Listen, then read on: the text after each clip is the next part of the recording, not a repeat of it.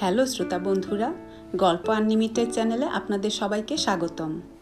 আপনাদের যে কোনো মতামত আমাদেরকে লিখে জানানোর জন্য অনুরোধ রইল। আর সেই সাথে আপনাদের পছন্দের যে কোনো বইয়ের নাম লিখে জানালে আমরা চেষ্টা করব আপনাদের পছন্দের বইগুলি আমাদের চ্যানেলে রাখতে। কমেন্ট বক্সে আপনাদের গুরুত্বপূর্ণ মতামত জানিয়ে আমাদেরকে উৎসাহিত করুন। আজকে থাকছে মাসুদ রানা সিরিজের পাশের কামরা গল্পটির 11তম পর্ব। প্যাসেজে বেরিয়ে এলো রানা। সিঁড়ির দিকে এগুলো, পিছনে সুধীর, রিভলভার ধরা হাতটা পকেটে। বাকের কাছে দেখা গেল নাইট বয়কে। সেই গাল ভরা হাসিটা এখন আরও উথলে পড়ছে। সিঁড়ির মাথায় এসে দাঁড়ালো রানা। নামো, পিছন থেকে বলল সুধীর। 4 প্রস্থ সিঁড়ি ভেঙে নিচের লবিতে নেমে এলো রানা। এক পলক তাকিয়েই লবির পরিবেশটা অস্বাভাবিক লাগলো ওর। লবি প্রায় খালি, শুধু 2 জন লোক বসে আছে। তাদের মধ্যে একজন সার্জেন্ট নিকলসন, অপরজনের পরনেও সাদা পোশাক, কিন্তু তার চেহারা দেখে বোঝা গেল সেও একজন পুলিশ। Hands up! সুধীরকে দেখেই হুঙ্কার ছাড়ল সার্জেন্ট নিকলসন। সেই মুহূর্তে বিদ্যুৎ খেলে গেল রানার শরীরে। জাইভ দিয়ে পড়ল কার্পেটের উপর। পর মুহূর্তে শোনা গেল গুলির আওয়াজ। সুধীর ও সার্জেন্ট দুজনেই গুলি করল, কিন্তু শব্দ শুনে মনে হলো একটাই গুলি হয়েছে। ধীরে ধীরে মাথা তুলল রানা। উঠে পড়ুন, উঠে পড়ুন, তাগাদা দিল সার্জেন্ট নিকলসন। বড় বাচ্চা বেঁচে গেছেন। উঠে দাঁড়ালো রানা। দেখল চিত হয়ে কার্পেটের উপর শুয়ে রয়েছে সুধীর। বুকের একটা ক্ষত থেকে হরহর করে রক্ত বেরিয়ে আসছে। তার জ্যাকেটের ভিতর থেকে ধোঁয়া বেরোচ্ছে এখনও। ওকে খুন না করলে কি চলতো না? আমরা নিজেদের প্রাণের উপর ঝুঁকি নিতে রাজি আছি, গম্ভীর সুরে বলল সার্জেন্ট নিকলসন। কিন্তু ওকে খুন করার জন্য গুলি না করলে ঝুঁকিটা আপনার প্রাণের উপর নিতে হতো। সেটা আমি নিতে চাইনি। রানার সামনে এসে দাঁড়ালো সে। ওর সাঙ্গপাঙ্গ এখানে যারা ছিল তাদের কোমরে দড়ি দিয়েছি। মেয়েটা কে? আমাদেরকে ফোন করলো। মেয়ে? অবাক হলো রানা। ফোন করলো? তা জানি না, তবে ওপরতলায় একজন নাইট বয় আছে, সেও এদের দলের লোক। সার্জেন্টের সঙ্গী পুলিশ উদ্যত রিভলভার হাতে দ্রুত সিঁড়ির দিকে এগুলো। মেয়েটার টেলিফোন পেয়েই তো এখানে এসেছি আমরা। কে সে? বললাম তো জানি না। 6 জন চীনা পুলিশ ঢুকলো লবিতে। তাদেরকে কয়েকটা নির্দেশ দিয়ে ঝট করে রানার দিকে ফিরল সার্জেন্ট। চলুন মিস্টার ডিউক, চিফ ইন্সপেক্টর আপনার সাথে কথা বলবেন। অধ্যায় 11। চিফ ইন্সপেক্টরের খাস কামরাটা খালি ছিল। ডিভানে শুয়ে সেখানেই 3 ঘন্টা ঘুমিয়ে নিল রানা। 4:30 সময় ওর ঘুম ভাঙালো সার্জেন্ট নিকলসন। হাত মুখ ধুয়ে নিল ও। ইতিমধ্যে পৌঁছে গেল চিফ ইন্সপেক্টর। দুজনের সামনে ব্রেকফাস্ট দিয়ে গেল একজন কনস্টেবল। কামরার দেয়ালে পিঠ দিয়ে দাঁড়িয়ে আছে সার্জেন্ট নিকলসন। মাঝে মধ্যে মুখের সামনে হাত এনে হাই তুলছে। সুধীরের স্পিডবোট নিয়ে পালিয়ে যাবার চেষ্টা করছিল একজন লোক। ধুমায়িত চায়ের কাপে চুমুক দিয়ে বলল জেসন। মেরিন পুলিশ তাকে গ্রেফতার করেছে। বাঙালি? না, চীনা, ক্যান্টন থেকে এসেছে, বলল জেসন। আপনি সুজি কোয়াও মার্ডার কেস নিয়ে মাথা ঘামাচ্ছেন, কাজেই আমরা কতদূর এগুলাম সেটা আপনাকে জানিয়ে রাখতে চাই। ধন্যবাদ, সিগারেট ধরিয়ে বলল রানা। শফিককে পাওয়া গেছে? গেছে। 8 ঘন্টা আগে উপসাগরে একটা লাশ ভাসতে দেখে পুলিশ সেটাকে ডাঙ্গায় তোলে। চোখ তুলে সিলিংয়ের দিকে তাকালো চিফ ইন্সপেক্টর। বাজি ধরে বলতে পারি, প্রথমবার মরতে পারলেই খুশি হতো শফিক। খুন করার আগে অমানসিক অত্যাচার চালানো হয়েছে তার উপর। শেষ চুমুক দিয়ে চায়ের কাপটা সরিয়ে রাখল সে। কেসটা এখন আমাদের কাছে পানির মতো পরিষ্কার। একটা বিশ্লেষণ তাহলে আশা করতে পারি আমি? অবশ্যই। টোবাকো পাইপে তামাক ভরতে শুরু করলো চিফ ইন্সপেক্টর। আমার ব্যাখ্যাটা এইরকম। হংকংয়ে আসার পর থেকেই সুজি কোয়াওয়ের ঘাড়ে চেপে দিন কাটাচ্ছিল শফিক। সুজিকে কেন সে বিয়ে করলো তা আমার জানা নেই, তবে মুখ বন্ধ করা একটা কারণ হতে পারে। শহীদ আশরাফের সাথে প্রথম পরিচয়ের কয়েক সপ্তাহ পরই সুজিকে বিয়ে করে সে। ড্রাগ স্মাগলিং র্যাকেটের একজন উঁচু দরের অপারেটর ছিল শহীদ আশরাফ। কথা আগেই আপনাকে জানিয়েছি আমি। রিপালস বের লনফিলের বাড়িটা ভাড়া করেছিল সে। বাড়িটা কী উদ্দেশ্যে ব্যবহার করা হবে তা লনফিলের জানা ছিল কি না এখনও জানি না আমরা, তবে জানার চেষ্টা চলছে। ড্রাগস খালাস করার জন্যে বাড়িটা অত্যন্ত উপযোগী হয়েছিল। জায়গাটা একেবারে নির্জন। শান বাঁধানো একটা ঘাট আছে, আছে একটা স্পিডবোট। কিন্তু নানা কারণে পরিস্থিতি দিন দিন খারাপের দিকে মোড় নিচ্ছিল। আশরাফকে গ্রেফতার করার জন্যে একটা ওয়ারেন্ট ইস্যু করি আমরা। ক্যান্টনে সরে যাবার সিদ্ধান্ত নেয় সে। ঠিক করে পরিস্থিতি ঠান্ডা না হওয়া পর্যন্ত ওখানেই থাকবে। কিন্তু ড্রাগ ডেলিভারি নেয়ার জন্যে রিপালস বের বাড়িটায় কারো থাকা দরকার।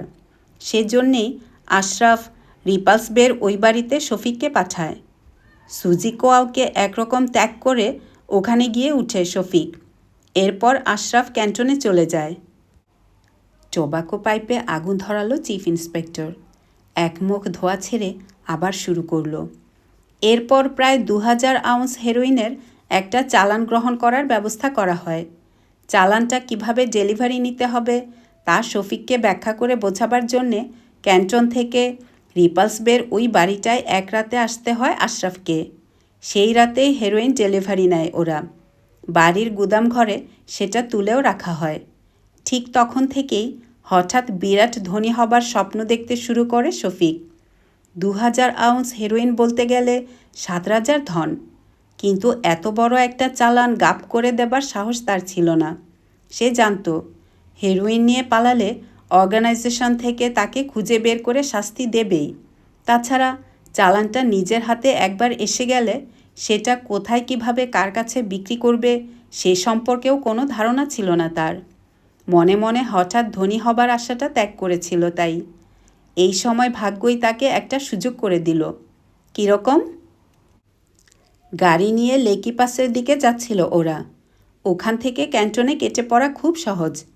কিন্তু পথে অ্যাক্সিডেন্ট করলো গাড়ি। মারা গেল শহীদ আশরাফ। সুযোগটা বুঝতে ভুল করেনি শফিক। নিজের হাতের আংটি খুলে আশরাফের আঙ্গুলে পরিয়ে দিল সে। তার পকেটে ঢুকিয়ে রাখলো সিগারেট কেস।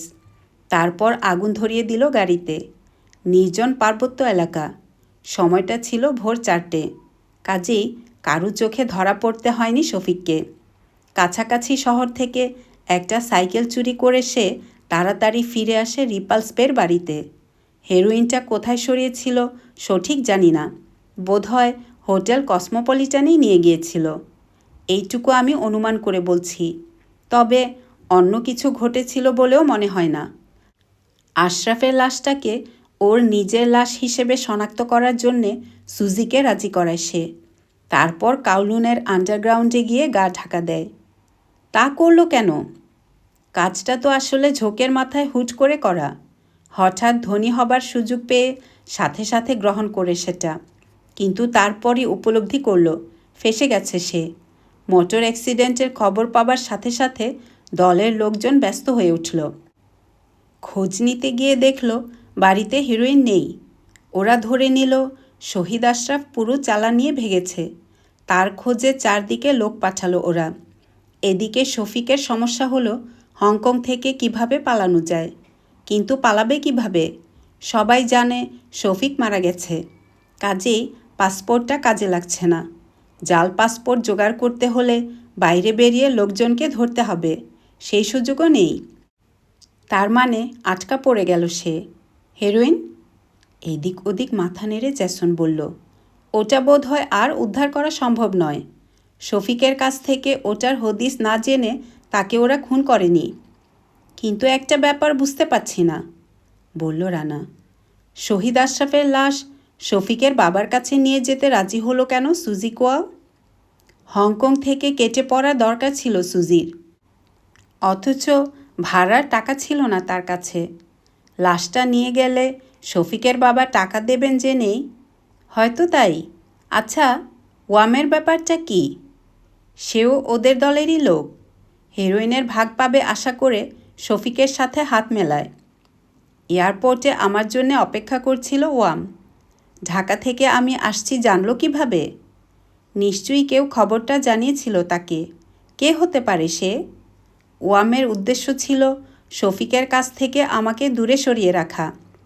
উমপং পিয়া আমাকে ক্লু না দিলে সুধীরের অস্তিত্বই আমার কাছে অজানা থেকে যেত। মীর মুখলেসুর রহমান কি শফিকের লাশটা ফেরত চাইবেন? বোধহয় চাইবেন। ওয়ামের লাশ পাওয়া গেছে? এখনও খোঁজ করছে মেরিন পুলিশ।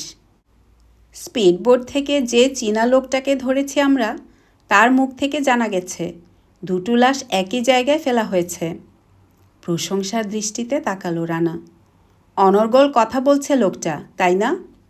খুব কড়া দাওয়াই দিয়েছেন বলে মনে হচ্ছে। পাইপের ঢাউস ডগা দিয়ে নাকের পাশটা চুলকালো চিফ ইন্সপেক্টর। চীনারা শাস্তি দেবার সময় স্বজাতি বা স্বজনপ্রীতির ধার ধারে না।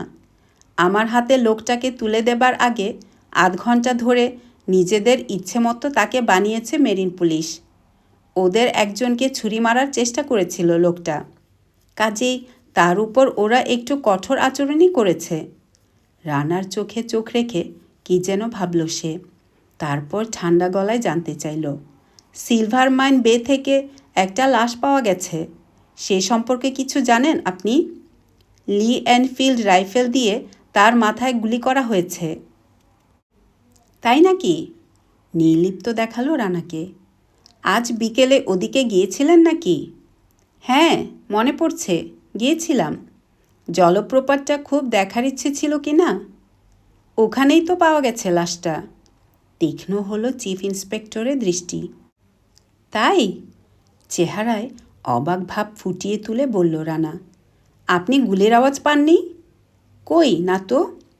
কয়েক মুহূর্ত একদৃষ্টিতে রানার দিকে তাকিয়ে থাকার পর কাঁধ ঝাঁকালো জেসন।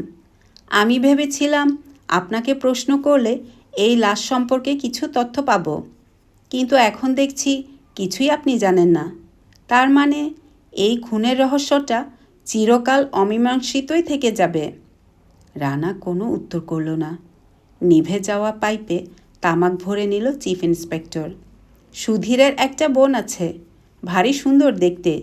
কোথায় আছে সে জানেন? নিশ্চয়ই রিপালস বের বাড়িতে, নাক ডেকে ঘুমাচ্ছে। ওখানে নেই সে, খবর নিয়েছি আমরা, গম্ভীর সুরে বলল জেসন। শেষ কখন কোথায় তাকে দেখেছেন আপনি? সিলভার মাইনে যাবার সময় ফেরি বোটে এক বুড়ি চাকরানিকে কি যেন দেবার জন্যে যাচ্ছিল সে। তারপর তাকে আর দেখেননি আপনি? কই, দেখেছি বলে তো মনে পড়ছে না। আমার ধারণা সুধীরের ওই বোন কণিকাই পুলিশ স্টেশনে ফোন করে জানায় আপনার ঘরে সুধীর আছে। অসম্ভব নয়, মেয়েটা আসলে খারাপ না। সুধীরের বোনও নয় সে। সুধীর ওর দুর্বলতার সুযোগ নিয়ে ওকে নিজের কাছে আটকে রেখেছিল। হঠাৎ হাসল চিফ ইন্সপেক্টর। এসব আমরা জেনেছি মিস্টার ডিউক। জাল পাসপোর্ট নিয়ে সিঙ্গাপুর থেকে এখানে আসে সে। আরও কিছু বলতে চান মনে হচ্ছে। ভুরু কুচকে তাকালো রানা। ওর টেলিফোন কলটা ট্রেস করতে পেরেছি আমরা। হোটেল থেকে অপারেটর জানায় কলটা করা হয়েছে আপনার সুইটের সংলগ্ন বাথরুম থেকে। রাত 10টার দিকে সিঁড়ি বেয়ে উঠতেও দেখা গেছে তাকে। আমার বিশ্বাস মেয়েটা এখনও আপনার সুইটেই আছে। সম্ভবত, আমিও তাই আশা করছি। হাতের জ্বলন্ত সিগারেটের দিকে চোখ রেখে বলল রানা। তারপর মুখ তুলল ও। মেয়েটা আমার প্রাণ বাঁচিয়েছে চিফ ইন্সপেক্টর। কি আশা করেন আপনি? আপনার হাতে ওকে তুলে দেব? কিন্তু একজন পুলিশ অফিসারের কাছে মিথ্যে কথা বলাও তো ভালো কথা নয়। সিগালের পালক দিয়ে টোবাকো পাইপটা পরিষ্কার করতে করতে বলল চিফ ইন্সপেক্টর। যাই হোক, মেয়েটার বিরুদ্ধে আমরা কোনো অ্যাকশন নিচ্ছি না। ও যে শুধু আপনার প্রাণ বাঁচিয়েছে তাই নয়, ড্রাগ স্মাগলারদের এই রিংটাকে ভাঙার একটা সুযোগও করে দিয়েছে আমাদেরকে। কিন্তু মুখ তুলে তাকালো সে। আগামী 24 ঘন্টার মধ্যে হংকং ছেড়ে চলে যেতে হবে তাকে। 24 ঘন্টা পর যদি এখানে তাকে দেখা যায়, তার বিরুদ্ধে কিছু না করে আমাদের উপায় থাকবে না। আশা করি কথাটা তাকে আপনি জানিয়ে দেবেন। অসংখ্য ধন্যবাদ। বলবো ওকে। হংকং ছেড়ে আমার নিজেরও চলে যাবার সময় হয়েছে। এখানে আর কিছু করার নেই আমার। যদিও সুজি কোয়াওয়ের খুনিকে তা এখনও আমি জানতে পারিনি। যেই হোক, ঢাকাতেই আছে সে। এখানে আসার পর যা কিছু জেনেছি সেগুলোর সাহায্যে খুনিকে খুঁজে পাওয়া সম্ভব হবে বলে মনে করি। হংকং ছাড়ার আগে আমাকে একটা খবর দেবেন, বলল জেসন। অনুমতি নিতে হবে তা বলছি না, নতুন কোনো তথ্য পেলে সেটা আপনাকে জানাতে চাই। ধন্যবাদ, বলল রানা। উঠে দাঁড়ালো ও। এখন আমি হোটেলে ফিরে সেটে ঘুম দেব। কিন্তু ওই রকম একটা সুন্দরী মেয়ে আপনাকে আদৌ ঘুমাতে দেবে কিনা সন্দেহ আছে আমার, চেহারায় কৃত্রিম গাম্ভীর্য ফুটিয়ে বলল চিফ ইন্সপেক্টর। রিপালস বে হোটেল। সিঁড়ি বেয়ে উঠে এলো রানা। প্যাসেজে নতুন একটা চীনা ছেলেকে দেখল ও। তার কাছ থেকে চাবি চেয়ে নিয়ে নিজের ঘরে দরজা খুলল। ভিতরে আলো জ্বলছে। একটা আর্ম চেয়ারে বসে ঝিমাচ্ছে কণিকা। খুটখাট আওয়াজ শুনে চমকে উঠল সে। শিরদাঁড়া খাড়া হয়ে গেল। দু চোখে রাজ্যের ভীতি ফুটে উঠেছে। শান্ত হও, দরজাটা বন্ধ করে বলল রানা। ভয় পাবার আর কোনো কারণ নেই তোমার। গুলির আওয়াজ শুনে আমি মনে করেছি আপনাকে ওরা মেরে ফেলেছে। চেয়ার ছেড়ে উঠে দাঁড়ালো কণিকা। ধপ করে একটা চেয়ারে বসে পড়ল রানা। পুলিশকে ফোন করে আমাকে বাঁচিয়েছ তুমি, বলল ও। ধন্যবাদ। ভয়ে ঠকঠক করে কাঁপছিলাম। সুধীর যদি শুনতে পেত ডায়ালের আওয়াজ। সে যাক, বলল রানা। তোমার আশা পূর্ণ হয়েছে, দেশে ফিরতে পারবে এখন। পুলিশ বলেছে তোমার বিরুদ্ধে ওরা কিছু করবে না যদি 24 ঘন্টার মধ্যে হংকং ত্যাগ করো। ভাড়ার টাকা আমার কাছ থেকে পাওনা হয়েছে তোমার। নিজের পাসপোর্টই ব্যবহার করতে পারবে। আছে তো? গভীর একটা নিঃশ্বাস ফেলল কণিকা।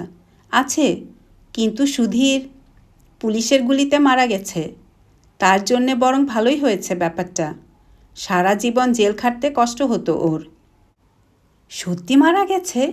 শিউরে উঠল কণিকা। আমি এখন ঘুমাবো। দ্বিতীয়বার একই প্রশ্নের উত্তর দেবার প্রয়োজন বোধ করল না রানা। তার আগে শাওয়ারটা সেরে আসি। তুমিও তো সারা রাত জেগে বসে আছো। ঠিক আছে, বিছানাটা তোমার, আমি ডিভানে শোবো। শাওয়ার নিতে বাথরুমে ঢুকল রানা। Dhaka police headquarter.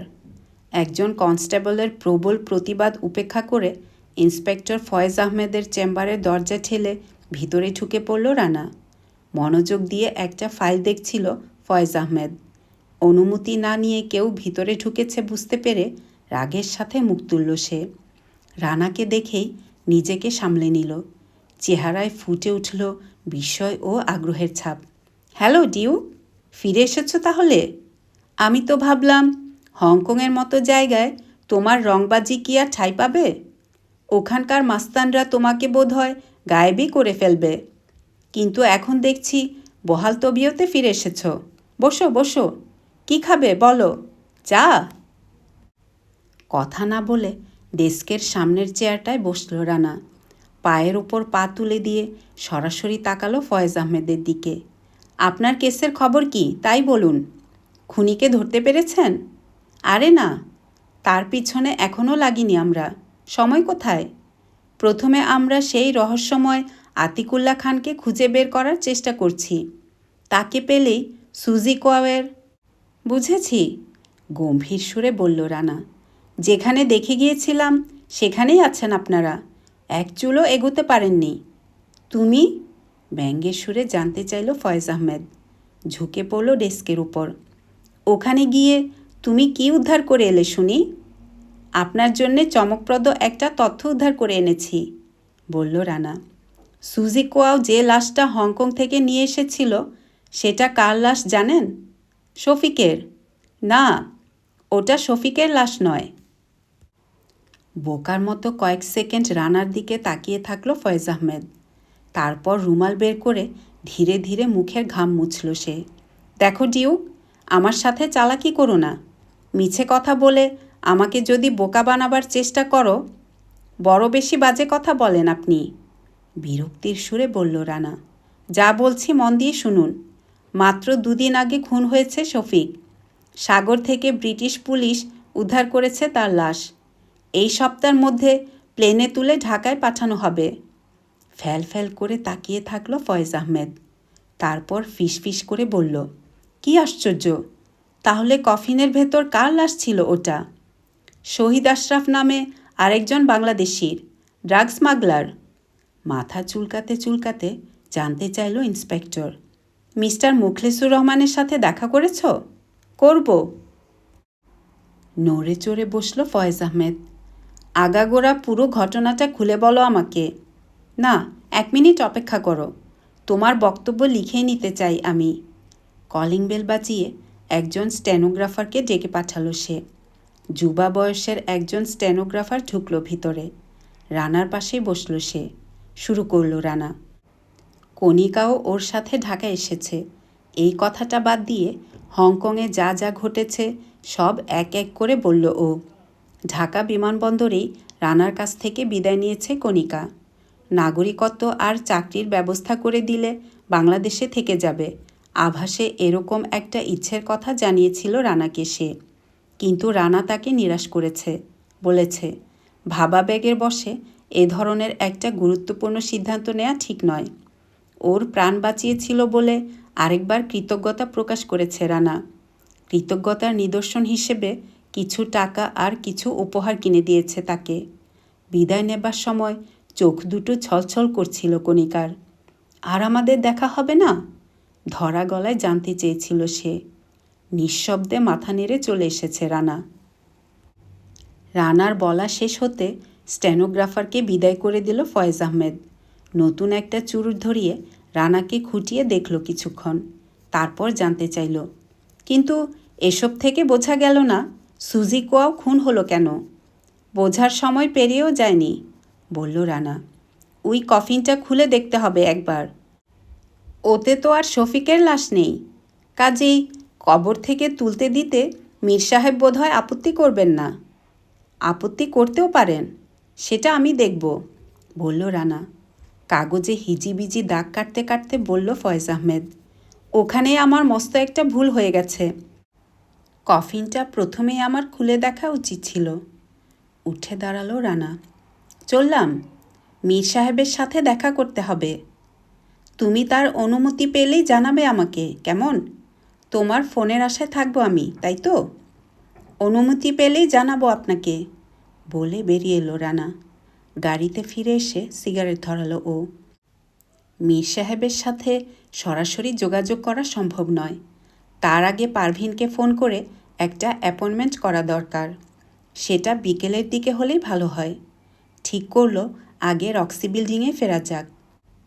ওর অফিসটার অস্তিত্ব এখনও আছে কি না সেটা একবার দেখা দরকার। রক্সি বিল্ডিংয়ের সামনে গাড়ি থেকে নামলো রানা। লিফটে চড়ে উঠে এলো টপ ফ্লোরে। করিডোরের দুপাশে সারি সারি অফিস কামরা।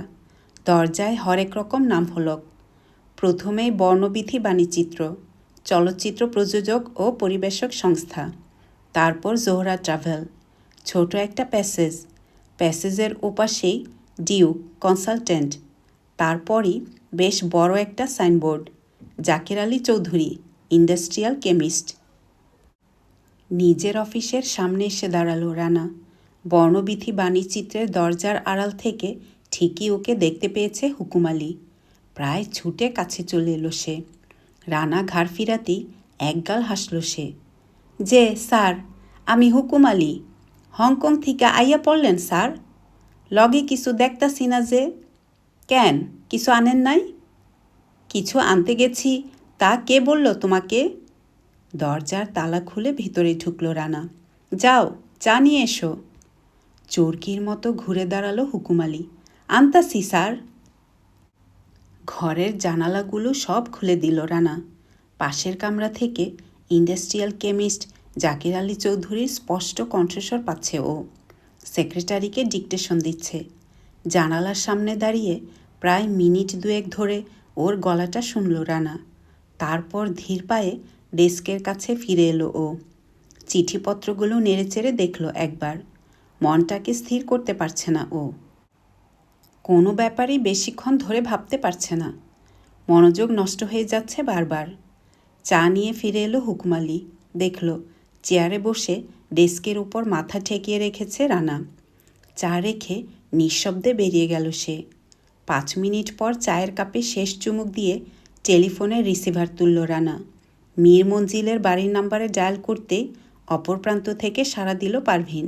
হ্যালো ডিউক, মীর সাহেবের সাথে দেখা করতে চাই, আজ বিকেলেই। অপর প্রান্তে ঝাড়া 6 সেকেন্ড চুপ করে থাকলো পারভিন।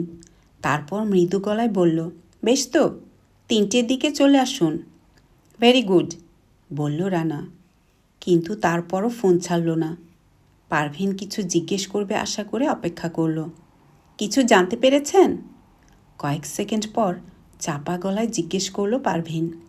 গলার আওয়াজটা বেকুল কিনা ঠিক বুঝতে পারল না রানা। দেখা হলে বলবো, বলে রিসিভার রেখে দিল রানা। লাঞ্চ সেরে নিজের সেই পুরানো ডেরায় ফিরল রানা। শাওয়ার সেরে দাড়ি কামালো, পোশাক পাল্টালো, তারপর দরজায় তালা দিয়ে বেরিয়ে পড়ল গাড়ি নিয়ে। মীর মঞ্জিল।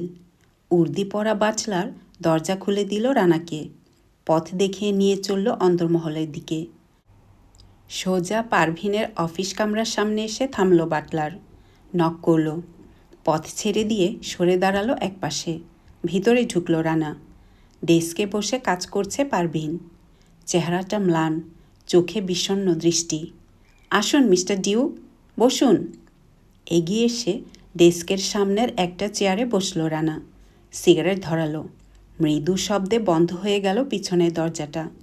রানার দিকে এক দৃষ্টিতে তাকিয়ে আছে পারভিন। তার চোখের কোলে রাত জাগার কালো ছাপ। মিনিট 10 পর আপনার সাথে দেখা করবেন মিস্টার রহমান, বলল সে। আপনার হংকং যাওয়া সফল হয়েছে? হ্যাঁ, সফল এবং সার্থক হয়েছে।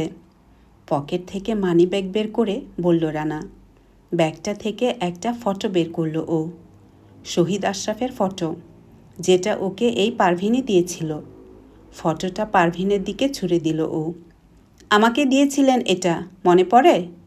বলেছিলেন এটা শফিকুর রহমানের ফটো। মীর সাহেবের সাথে দেখা হলে ফটোটা তাকে দেখিয়ে বলবো আপনি বলেছিলেন এটা তার ছেলের ফটো। মাথা নিচু করে নিজের হাত দুটোর দিকে তাকালো পারভিন। ও কেমন আছে? কে? শফিক? এখন সে মৃত। পারভিনকে শিউরে উঠতে দেখল রানা। মুহূর্তের জন্যে এক চুল নড়ল না সে।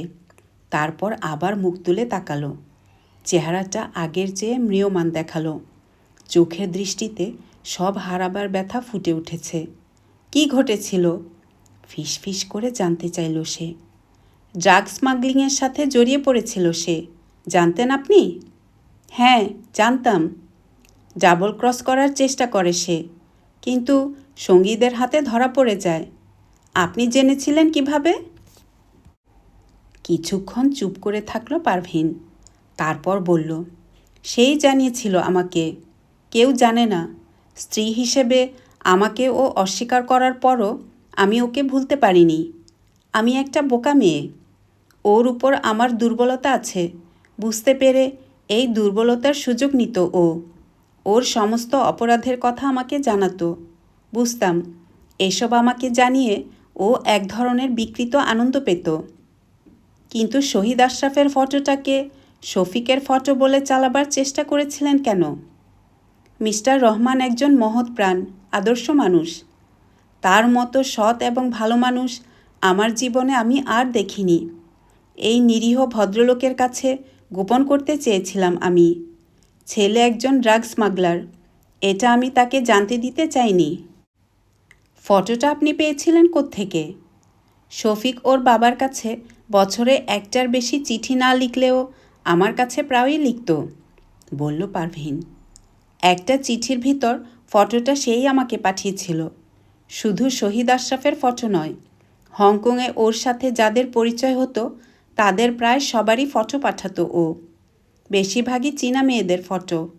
মেয়েদের ফটো পাঠিয়ে খুব মজা পেত ও, জানতো আমি তাতে দুঃখ পাই।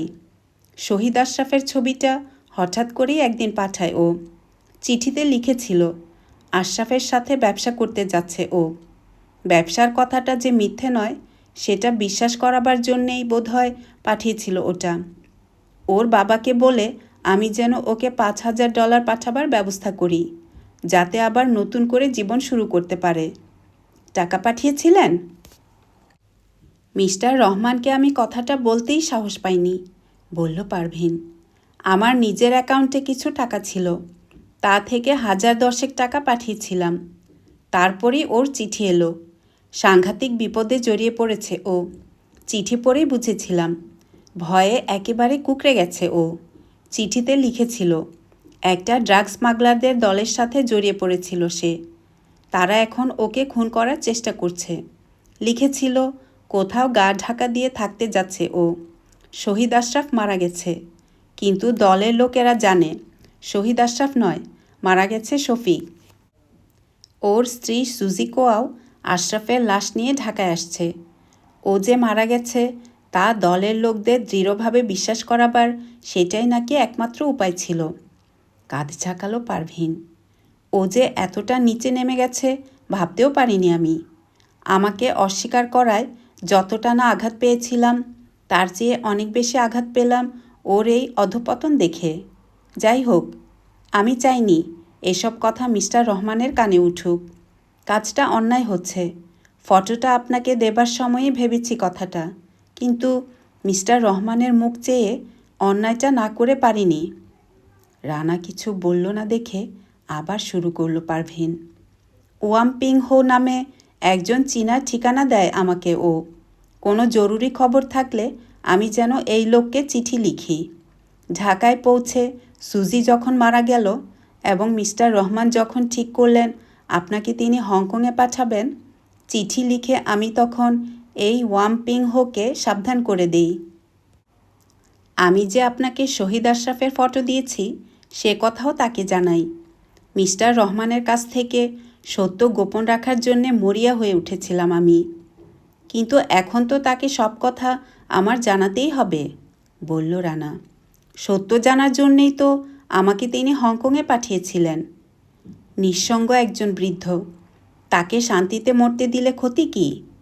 ডেস্কের উপর ঝুঁকে পড়ল পারভীন। তার ছেলে অসৎ সংসর্গে পড়ে একেবারে গোল্লায় গিয়েছিল, কথা জানালে তার অশান্তি আরও শুধু বাড়ানোই হবে। এখন আর তা সম্ভব নয়। কবর খুঁড়ে লাশ বের করে সেটা পরীক্ষা করে দেখতে হবে। পুলিশও এখন নাক গলাবে। পারভীনের চোখে চোখ রেখে আবার বলল রানা, এসবের সাথে আপনি যাতে জড়িয়ে না পড়েন সেটা আমি দেখব, এটুকুই করতে পারি আমি। দরজায় নক হলো। ভিতরে ঢুকল বাটলার। মিস্টার রহমান আপনার সাথে দেখা করবেন স্যার। বাটলারকে অনুসরণ করে কামরা থেকে বেরিয়ে এলো রানা। নির্জন লিভিং রুমে বসে আছেন বৃদ্ধ মুখলেসুর রহমান। যেখানে তাকে বসে থাকতে দেখেছিল রানা সেখানেই, সেই বেডসাইড চেয়ারে বসে আছেন তিনি। রানার মনে হলো সেই থেকে একবারও যেন তিনি চেয়ার ছেড়ে উঠেননি। তাকিয়ে আছেন জানালার দিকে। রানার উপস্থিতি যেন টেরই পেলেন না। গভীর একটা নিঃশ্বাস ফেলে বললেন, এসো ডিউক, বসো। রানার দিকে তাকালেন না, তবে একটা হাত তুলে পাশের চেয়ারটা দেখিয়ে দিলেন। আমার জন্যে নিশ্চয়ই কিছু খবর নিয়ে এসেছো তুমি? এনেছি, মৃদু গলায় বলল রানা, কিন্তু তার কোনোটাই সুসংবাদ নয় মিস্টার রহমান। তা না হোক, বললেন বৃদ্ধ, আমি দুঃসংবাদ শোনার জন্যেই তৈরি হয়ে আছি। কি জেনেছ সব বলো আমাকে। শফিক সম্পর্কে যা জানা গেছে সবই বলল রানা, কিন্তু শফিক কিভাবে মারা গেছে সেটা শুধু চেপে গেল। বলল, লাশটা সাগর থেকেই উদ্ধার করেছে পুলিশ। সেই জানালার দিকে চোখ রেখে সব শুনলেন বৃদ্ধ। রানার কথা শেষ হতেও কিছু বললেন না। পাশ থেকে রানা দেখল বৃদ্ধের চোখ দুটো ছলছল করছে। অনেকক্ষণ পর জানতে চাইলেন, আর কি ঘটতে বাকি থাকলো তাহলে? কবর খুঁড়ে লাশটা পরীক্ষা করতে চাইবে পুলিশ, বলল রানা। সেজন্যে আপনার অনুমতি দরকার। আমার কোনো আপত্তি নেই। মৌখিক অনুমতি তো বোধহয় যথেষ্ট। যথেষ্ট, বলল রানা। আপনার ছেলের লাশ ঢাকায় নিয়ে আসার ব্যবস্থা করেছি আমি। এই সপ্তাহ শেষ দিকে পৌঁছবে। ধন্যবাদ, অসংখ্য ধন্যবাদ, মৃদু গলায় বললেন তিনি। তারপর ধীরে ধীরে এই প্রথম রানার দিকে তাকালেন। ভাবতেও পারিনি শফিক এতটা নিচে নেমে গিয়েছিল। ড্রাগ স্মাগলার, কি জঘন্য ব্যাপার। চুপ করে থাকলো রানা। আবার জানালার দিকে তাকালেন বৃদ্ধ। অনেকক্ষণ চুপ করে থাকার পর মৃদু গলায় বললেন, তবু আমার ছেলে ছিল সে, আমার একমাত্র সন্তান, মীর বংশের শেষ প্রতিনিধি। ওর সমস্ত অপরাধ আমি ক্ষমা করে দিতে পারি, দিয়েছিও। দুঃখ, মীর বংশে আলো জ্বালার মতো কেউ থাকলো না। ধীরে ধীরে আবার রানার দিকে ফিরলেন তিনি। আমার মতো দুর্ভাগা কোথাও আর দেখেছ? তুমি জানো না, কেউ জানে না। সুজিকে বিয়ে করার আগে ঢাকায় আরেকটা মেয়েকে বিয়ে করেছিল শফিক, কিন্তু সেই বিয়েটাকে স্বীকার করেনি ও। সমাজের কথা ভেবে, বংশমর্যাদার কথা ভেবে বিয়েটাকে আমিও স্বীকৃতি দিতে পারিনি। কি করে দেব? সাক্ষী প্রমাণ কিছুই যে ছিল না। হঠাৎ যেন সংবিত ফিরে পেলেন তিনি। উপলব্ধি করলেন বাইরের একজন লোকের কাছে অনেক বেশি কথা বলে ফেলেছেন। রুমাল দিয়ে চোখ দুটো মুছলেন। খোলা জানালাটা আবার তার দৃষ্টি কেড়ে নিল। ওর স্ত্রী সুজি কোয়াও, তার সম্পর্কে কিছু জানা গেল? কে তাকে খুন করেছে? এখনও জানতে পারিনি, বলল রানা। তার খুনিকে খুঁজে বের করি। এখনও আপনি তা চান? নিশ্চয়ই চাই, জোর দিয়ে বললেন বৃদ্ধ। তাহলে কয়েকটা প্রশ্নের উত্তর দরকার হবে আমার, বলল রানা। আজকের পর্বটি এখানেই শেষ হলো। প্রিয় শ্রোতা বন্ধুরা, চ্যানেলটিতে সাবস্ক্রাইব করে আমাদের সাথেই থাকুন, আর গল্পগুলি ভালো লাগলে লাইক এবং শেয়ার করুন। সবার জন্য মঙ্গল কামনা করে আজকে এখানেই শেষ করছি। আল্লাহ হাফেজ।